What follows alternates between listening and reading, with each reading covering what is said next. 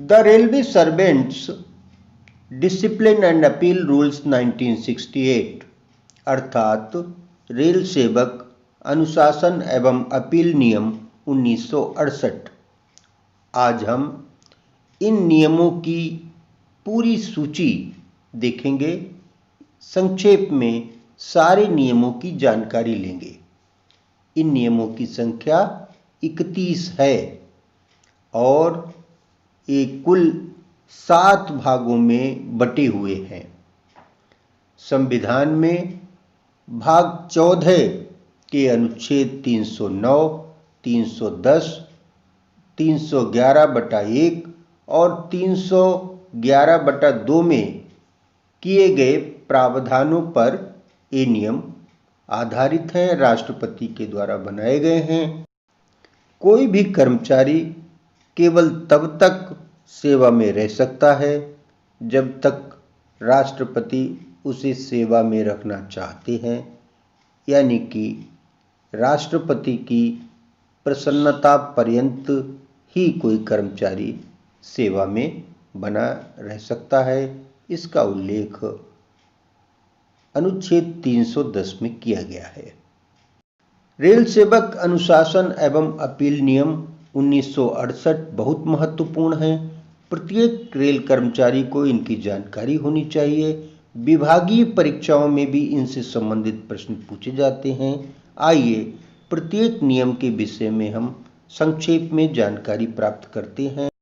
लघु शीर्षक एवं प्रारंभ। इन नियमों का लघु शीर्षक है the railway servants discipline and appeal rules 1968, rail सेवक अनुशासन एवं अपील नियम 1968। इसका प्रारंभ हुआ 1 अक्टूबर 1968 को। नियम संख्या 2 में इन नियमों में प्रयुक्त कुछ शब्दों का परिभाषाएं दी गई हैं और नियम संख्या 3 में बताया गया है अनुप्रयोग, यानी कि ये नियम किस पर लागू हैं। तो अखिल भारतीय सेवा के सदस्यों, जिनमें कि महाप्रबंधक और उससे ऊपर के अधिकारी, आकस्मिक श्रमिक और रेल सुरक्षा बल के सदस्यों पर ये नियम लागू नहीं होते, अन्य पर लागू होते हैं। नियम संख्या 4 में रेल सेवक को निलंबित करने के लिए सक्षम प्राधिकारी की जानकारी दी गई है। Authorities competent to place a railway servant into suspension. नियम संख्या 5 में निलंबन यानी सस्पेंशन क्या होता है, डीम्ड सस्पेंशन क्या होता है, इसकी जानकारी दी गई है। नियम संख्या 6 में पेनाल्टीज यानी कि शास्तियों का विवरण है। आप जानते होंगे लघु शास्तियाँ और दीर्घ शास्तियाँ यानी कि माइनर और मेजर पेनाल्टीज, इनकी जानकारी, इनका विवरण नियम संख्या 6 के अंतर्गत दिया गया है। ये नियम बहुत ही महत्वपूर्ण है।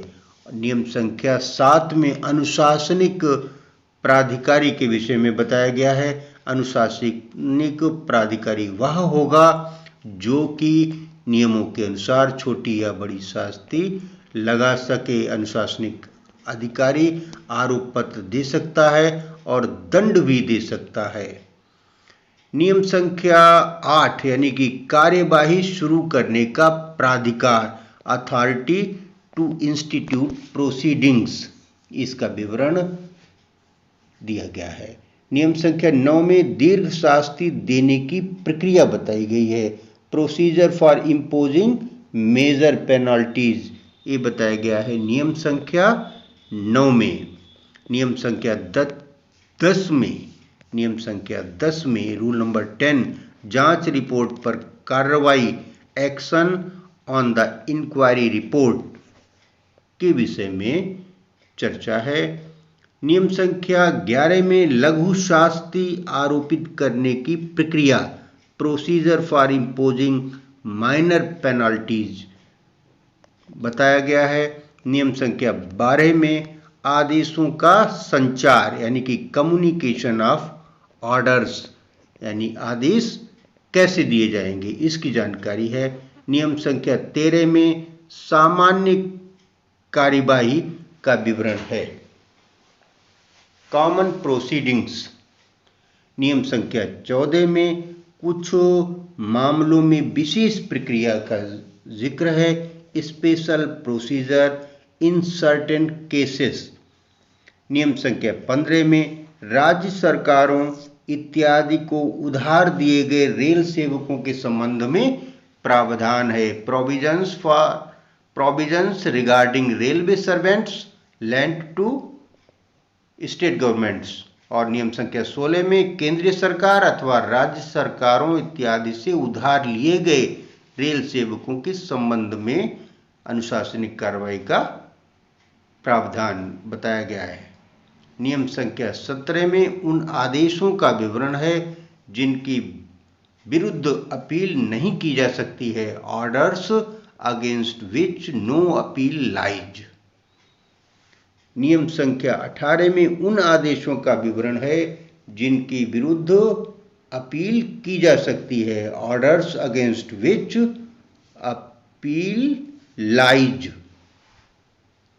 नियम संख्या 19 में अपीलीय प्राधिकारी के विषय में जानकारी दी गई है कि अपीलीय प्राधिकारी कौन होगा। नियम संख्या 20 में अपील के लिए समय सीमा कितनी निर्धारित है, कितने दिन का समय मिलेगा, इसकी जानकारी इसमें 20 में निहित है।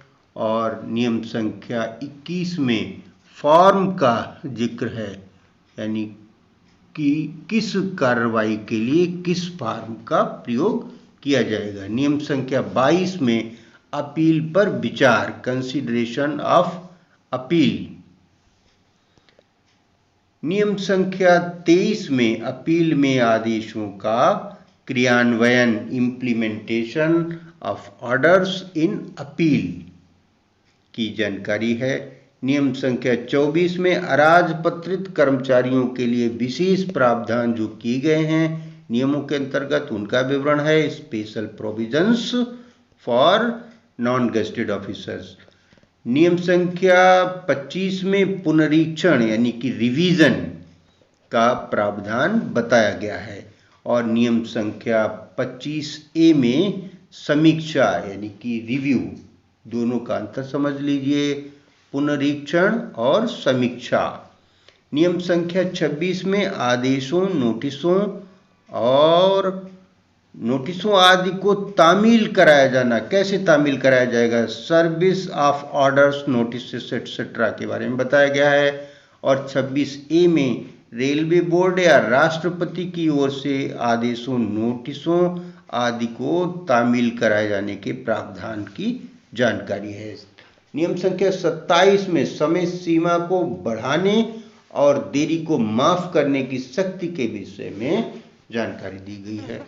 नियम संख्या 28 में आयोग की सलाह की प्रति की आपूर्ति, supply of copy of commissions advice की चर्चा है। नियम संख्या 29 में निरसन और बचत, रिपील एंड सेविंग की जानकारी है। नियम संख्या 30 में संदेह को दूर